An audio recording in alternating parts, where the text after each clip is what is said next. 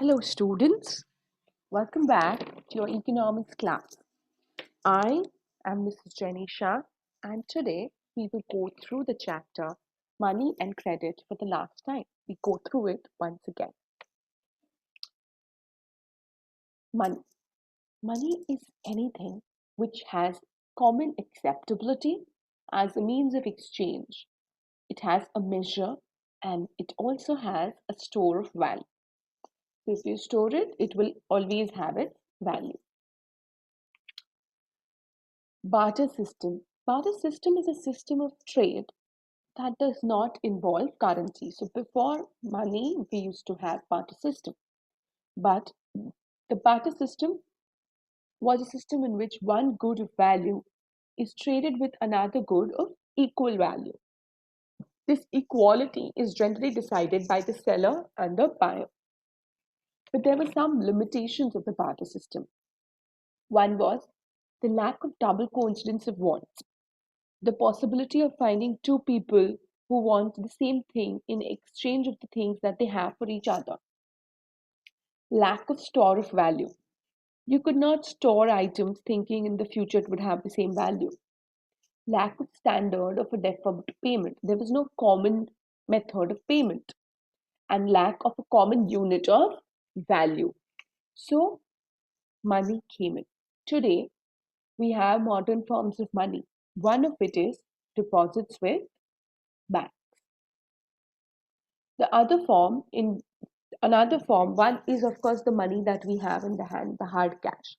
The other modern form of money is a deposit with the bank. Okay, so in this, people hold money which they keep it in the bank as deposit. Another form of money is check payment.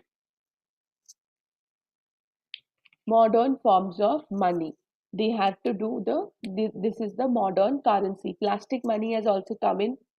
Then you also have Bitcoin nowadays. You can see there's the coin of the ancient time also. There are credit cards nowadays.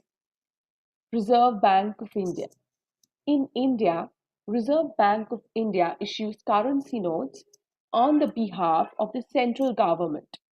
As per the Indian law, no other individual or organization is allowed to issue the currency notes. Only and only Reserve Bank of India can issue the currency note.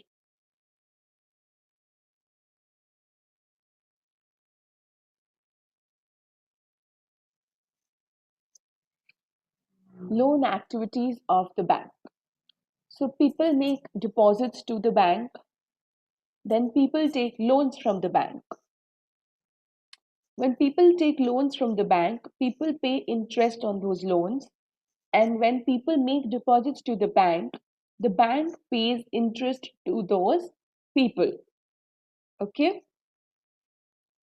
So the credit can be of two types, formal credit or informal credit.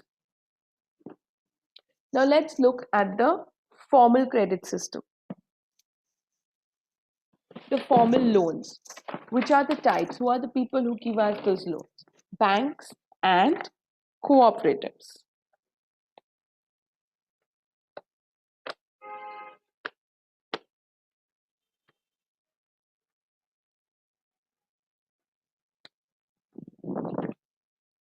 And look at the features of the formal loans. They have low rate of interest, easy repayment, but there's a big catch, especially for the people in the rural areas, and that is documentation is required. Not all of them have documentation with them. Next is the informal loans. Informal loans are given by money lenders, friends, traders, or relatives. There is no organization which supervises the credit activities in the informal sector.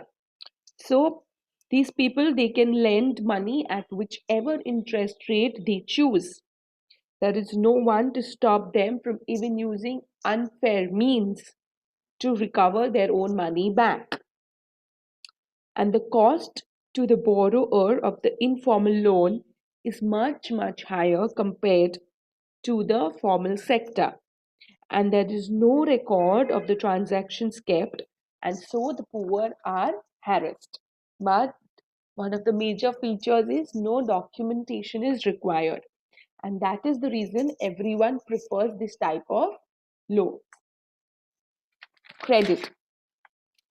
Credit refers to an agreement in which the lender, supplier, and the borrower, in which the lender, supplier, the borrower with money, goods or services in return to the promise of future payment. They make a agreement between them. The obtained credit to meet the working capital. Why do we need credit? We need credit to meet the working capital of a production. This credit, it helps to meet the ongoing expenses of the production, complete production process on time, and thereby increase the earnings.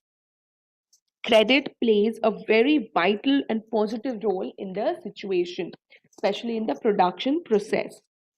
In rural areas, the main demand for credit is for the crop production.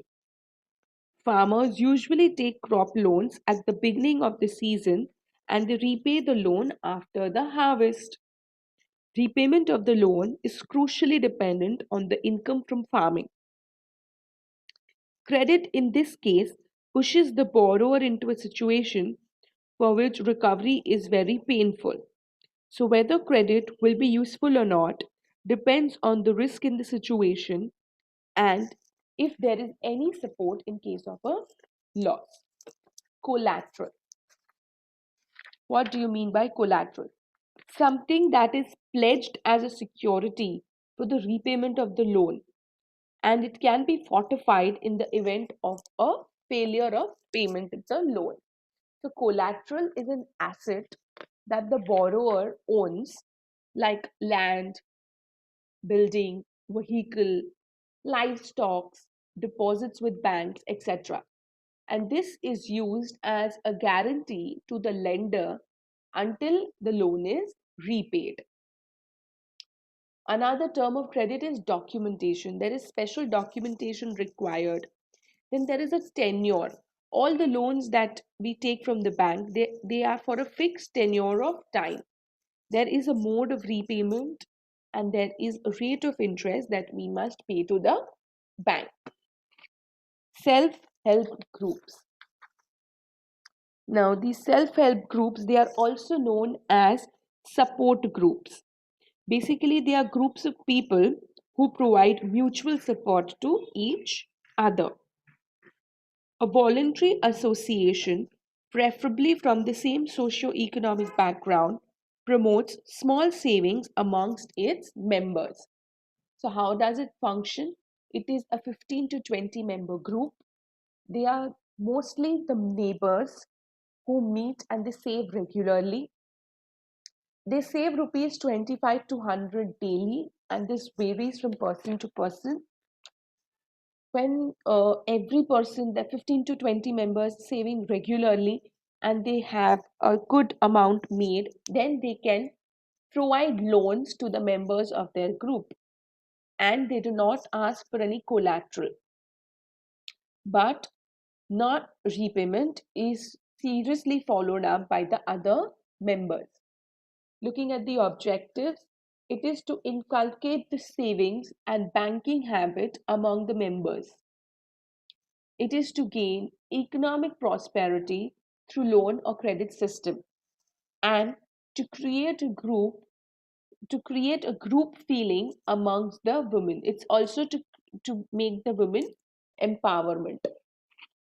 What are the advantages of the self-help group? It helps borrowers overcome the problem of the lack of collateral. Timely loans are given and reasonable interest rates are made. It helps women to become self-reliant. It provides a platform to discuss and act on social issues.